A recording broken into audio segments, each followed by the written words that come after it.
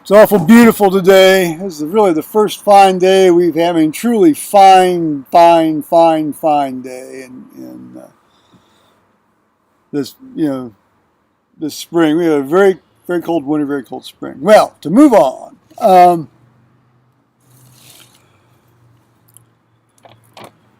Obviously during all this time we're working. I couldn't believe I was involved with, this sort of, fraudster, scam artist for the better part of not quite 2 years. And a lot of nights I'd go down and stay at his place and then drive back up here in the morning to change and get ready and go back and drive back down to work.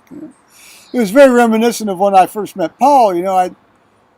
I'd come home, sleep till 11, go down to the bars, would stay up, and then I'd drive home, from the west side of Columbus, change, get cleaned up, and then drive down to work. It's insane, just insane. And well, anyway, so my job was as a staff anesthesiologist at this local hospital. And there were 14 of us, and we all had our individual practices. It's very different from the general model nowadays, where you're just a hired hand for the hospital. We were in an anesthesia department, but we had our individual practices, and the cases were assigned. You had one guy that was assigned to assign the cases, and the goal was to, parcel out the paying and the non-paying cases, as equally as possible, and to make the call schedule as fair as possible, and so that everybody had the same amount of call, and I like to take 8 weeks of vacation, so that what that meant was, when I actually was working, I got hit with a fair amount of call, because it compressed my call into,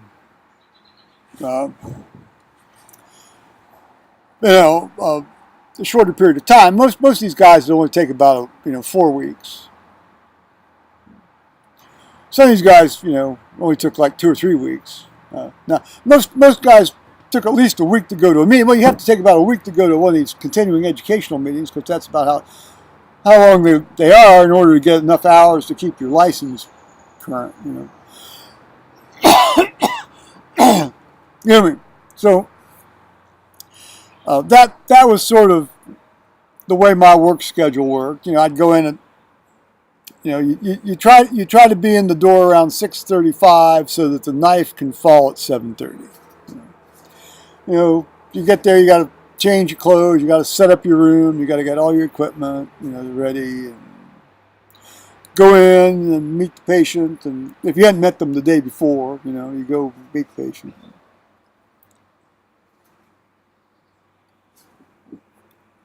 And as I said,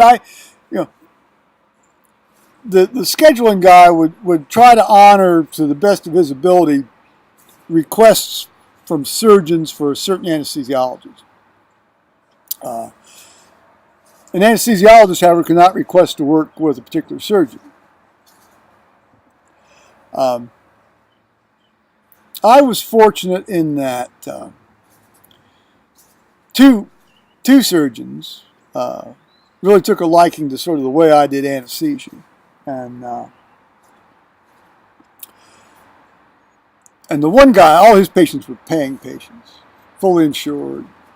If they were on Medicare, they had supplemental insurance.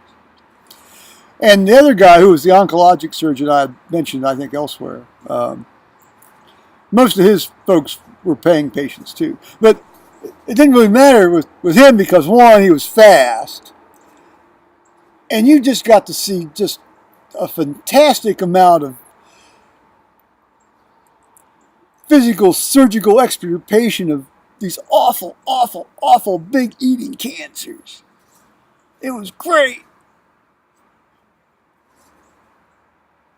Lots of fun.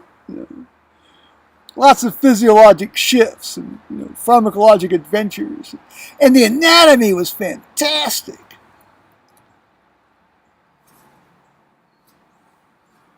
And then I developed kind of a following among some of the neurosurgeons, and So I ended up, basically there was one guy, he was the only one who wanted me to do his neurosurgical anesthesia. So toward the end of my time there back in sort of the late 80s, 90, 91, I was doing a lot of neurosurgical stuff too, which is, that's generally also very lucrative. So, I was making a very adequate living, and the problem was, of course, the hospital was trying to coerce everybody into joining a group, and they were cutting sweet deals with, it was like cut a couple off, cut 2 or 3 off from the herd, and see, the old divide and conquer thing. And there were three other guys that went together and kind of decided to pimp for the hospital. And the hospital gave them sort of the power to then pimp us. So it's it makes the stuff that goes on in a 4th grade sandbox look like a genteel tea party. Well, hell, money's involved. Well, like I said, by that time I had made all I needed. So when I got fed up with it, I just walked out. One of these guys had asked me to take his call the next day, and I said, no, I'm out of here. I've had it with all this crap. I'm out of here. So in March 13th of 1991, I finished my cases, saw the patient out of the recovery room. I was out the door. And I've really never looked back. Now, in all honesty, I had intended to work 2 more years. I'd always said I want to work to about time 41. But it just didn't work out this way. But that's okay. I always allowed for a little wiggle room on that one. Thank you, God. Thank you, God.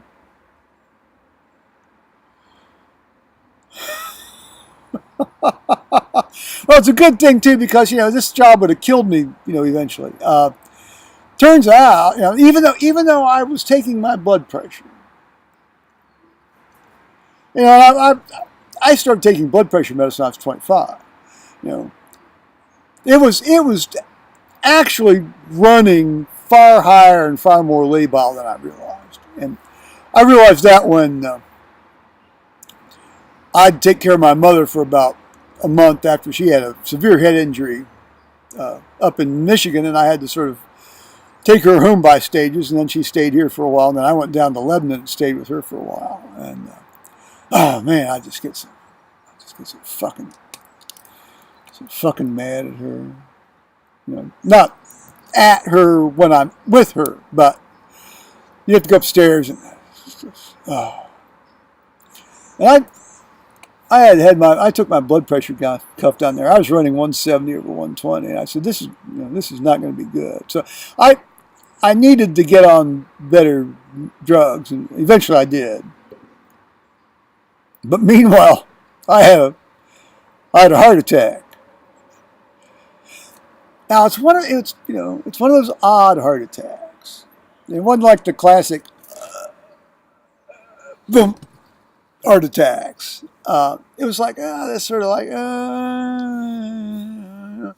and then you're sort of short of breath for a while, and you have to sleep sitting up. And then about 4 months later, it dawns on you, and then you get sort of that sort of post heart attacks weird affective depressed syndrome, and then it hits you. Fuck, you had a heart attack. So I had my buddy down in North Carolina who's now dead, that intern. I said, next time I come down, just take an EKG and just see if I've infarcted. And I had. So I had infarcted. I'd had an inferior MI. That was actually in 93, October of 93, that I had it. But we didn't really document it until June of 94.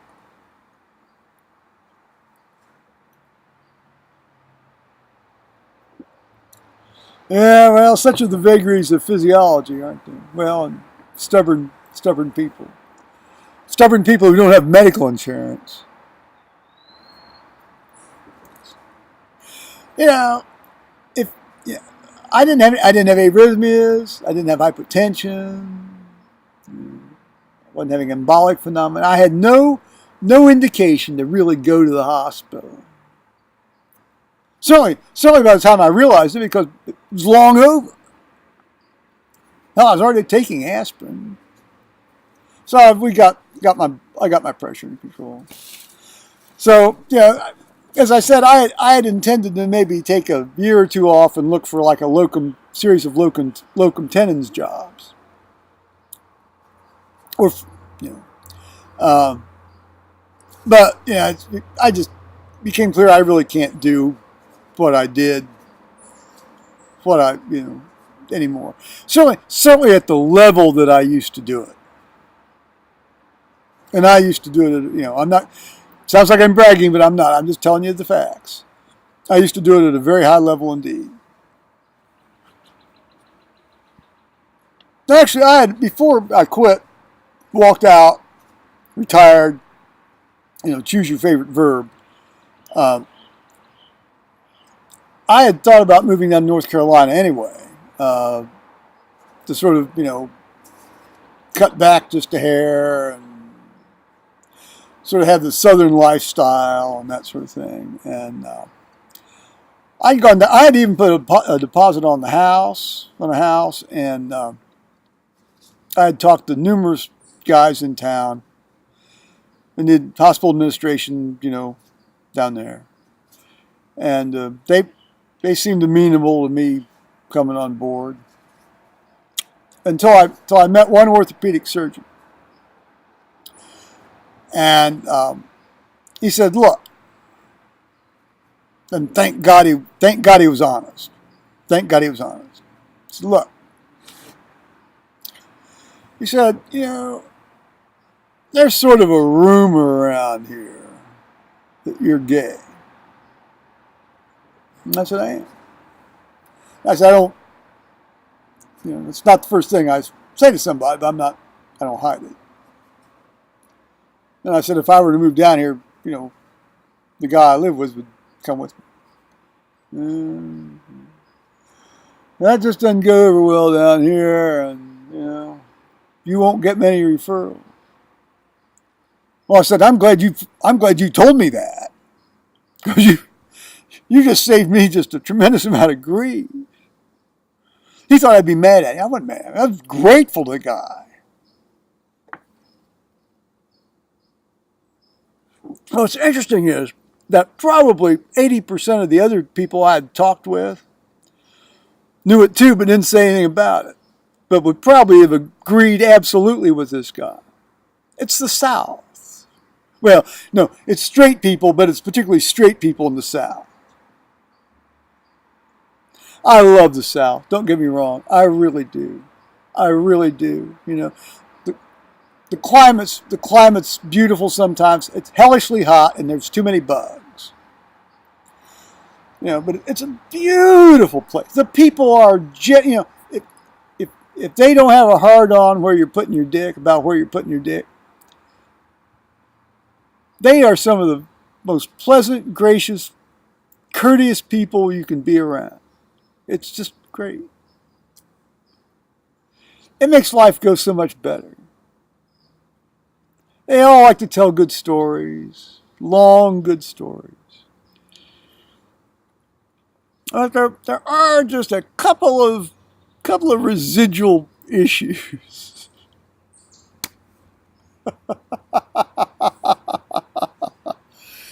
Oh well, that sort of covers my work. I mean, we'll have to get Paul here to talk about his. So. So I mean, as I said, I walked out, and that's been it. Now I do my CME, continuing medical education, and keep my license up. But in terms of actually going, let's go in a patient's room and see them and do something. I haven't done that since '91. Got to see a lot of good anatomy, though. Wow. Okay.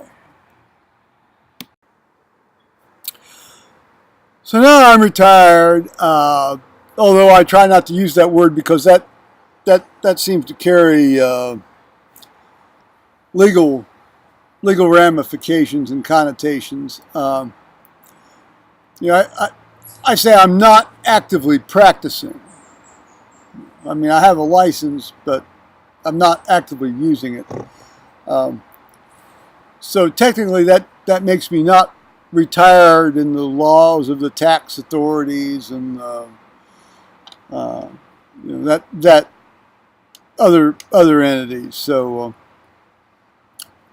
that means I can still buy my blood pressure drugs from the drug wholesaler and that kind of thing. And should I need to write a prescription for somebody, if somebody comes up with some sort of acute problem, I can sort of swing into action, that kind of thing.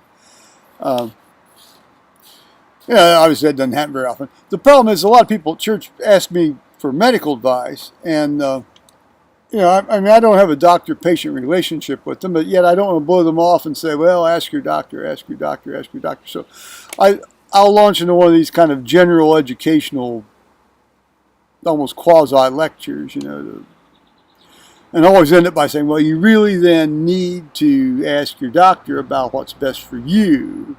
And I don't know, it's technically not practicing medicine, but it's borderline close to it. And so that's one of the reasons I like to maintain my license. Primarily I like to maintain my license so I can, get my drugs from the wholesaler cheap without having to go to another one of these docs. And who may not agree with exactly the regimen I'm on, although it's been working just great. Well, enough of that. People would say, well, you're retired, it's so young, and this, that, and the other. And I said, what do you do? What do you do? Well, it's like, first of all, I understand that's a friendly question. But, on the other side of my head, I'm saying inside, what the hell is it to you, what I'm doing? As long as I'm not interfering with you. Well, see, there's always that little, what are you driving at aspect. Well, no, I mean, straightforward answer, since I'm interested in history, I read a lot of history. Since, but we traveled pretty much every year, or a couple times a year, sometimes 3 times a year, up until about 2001. We'd go back and forth to Michigan and other places as well.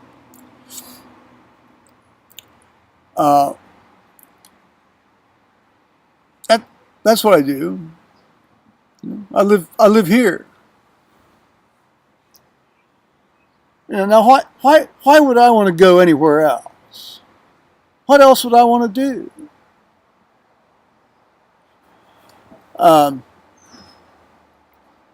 So yeah, that's what I do. That's what I do in retirement.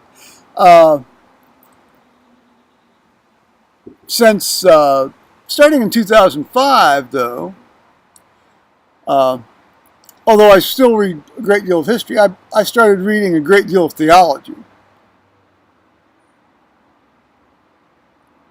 And started attending church regularly, weekly. Started at Palm Sunday 1995 and have kept going ever since. I had stopped attending church regularly in 1966. I think that happens to a lot of people. As a teenager, they might, go and, from their childhood up to their teens, and then they just don't, they're just not around anymore for varying periods of time. Usually the 30-year-olds will come back if they want to come back, once they have kids, because, they want to have their kids exposed to this. But since I wasn't going to go to a Roman Catholic church, Thomas and Faith did that. Anyway, that's neither here nor there. So anyway, I go to the St. Peter's Episcopal Church in Delaware, Ohio, and have done since 1995. Now, the U.S. Episcopal Church hierarchy is a bit Looney Tune. A lot of these bishops and so forth, and certainly our presiding bishopess. I have no problem with women bishops, by the way, or female clergy either. But she basically doesn't believe in the reality of the resurrection, the truth of all this stuff. She basically thinks Jesus was just a really nice guy. Well, it's just so sad. Well, in any case, though, at least it doesn't hate gay people. So I guess you take the good with the bad, don't you? And I had obviously been exposed to the authorized / King James version of the Bible as a child. That's where my mother taught me to read out of it. The first thing I learned to read was the Luke 2 Christmas story. And I heard so much of that read so much of that growing up that, to this day, well, because I still keep rereading it, I can, if you catch me at the right time and get me in the right frame of mind and state of mind, I can recite huge passages right off the top of my head. This stuff just stays with you. Stays with me anyway. Stayed with me. And so I decided, well, you need to really do this very systematically. And so I decided, I'd start front end of the Bible and finish it, including the Apocrypha, which is don't admit that. There's a lot of great stuff in that. And I did that 5 times. Now that's a bit of a slog, at least the first time through. Well, the first time through I was doing it with 2 or 3 different versions in front of me and comparing, and then with reading the annotations. The last 4 times through went fairly rapidly, but it really gives you an appreciation for what you've been hearing. I've been hearing this stuff ever since I was a small child, and so I've become very much involved in stuff at church, and I lay read, and that means you also help pass out the wine and that sort of thing, and then the woman who sort of coordinated the prayer group decided she didn't want to keep doing that anymore because she's too busy. She just got, just tied her up too much. And she said, "Would I do it?" I said, "Yeah, I can do it." Well, after I got my computer, I could do it. And so I said, "Yeah, I can do that." So I coordinate the prayer group. And it's been a source of great, I read in church yesterday. As I always say, it's not really me reading.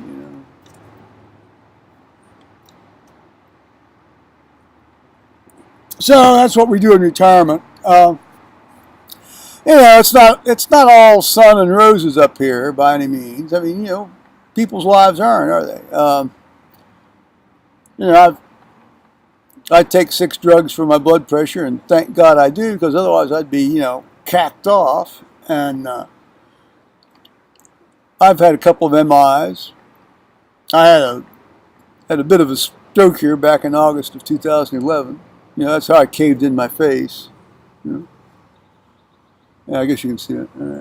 And popped my ACL, anterior cruciate ligament, my left knee, back in May of 2008. You know, didn't have it repaired. I didn't have any money to have it repaired. I understand why people have those repaired, though. That's been a fairly it's only recently I've been able to start climbing stairs with both feet. Um, well, you know, and then after I got computerized here in September 2012, I've been doing a lot of internet-y, YouTube-y stuff. So that's how I've spent my retirement.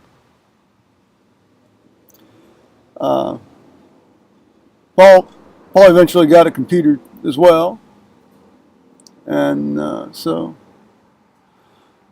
yeah, I mean, it's not all sunshine and roses. I mean, there's been a dwindling of our sex lives together, and a lot of that's due to just physical situations, physical states. I mean, we both of us have a high blood pressure, and Paul's on this prostate drug that sort of makes it hard for him to get a hard on. And, I'll tell you, the beta blockers knock hell out of your dick. So.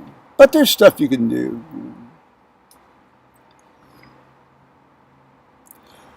It's a life together, isn't it? You just carry on having a life together. I mean, I think it's very clear that we get a huge kick out of each other, a lot of the times. All right.